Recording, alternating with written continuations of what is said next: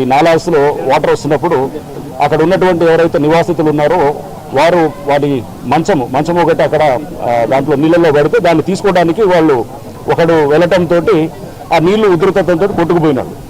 దీన్ని అతన్ని సేవ్ చేయడానికి ఇంకొకడు వాళ్ళకి సంబంధికుడు ఇద్దరు కూడా చిన్నవాళ్లే, దాదాపు 25-26 ఏళ్ళ ఒకతను, ఇంకొకడు 30 సంవత్సరాల లోపలే ఉంటారు.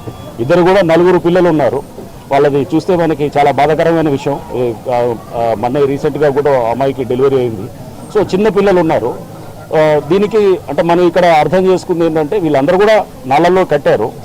బట్ ప్రధానంగా ఒక దగ్గర సమస్య చాలా తీవ్రంగా ఉంది. అంటే ఒక బిల్డింగ్ దగ్గరకి రాగానే మొత్తం వాటర్ ఫ్లో చాలా స్లో అవుతుంది. అది మొత్తం ఎందుకంటే కరెక్ట్గా నాళాలో కట్టేశారు. కట్టంతో వాటర్ స్పీడ్గా వచ్చిన వాటర్ అక్కడ రైట్ యాంగిల్స్ అంటే 90 డిగ్రీస్లో తిరగాల్సిన పరిస్థితి వస్తుంది. అక్కడ స్లో అవడంతో మొత్తం వెనకాల ఉన్నటువంటి ప్రాంతం అంతా కూడా లెవెల్ పెరుగుతుంది. అంటే మునిగేటటువంటి లెవెల్ ఇంకా హైట్ పెరుగుతుంది అనమాట.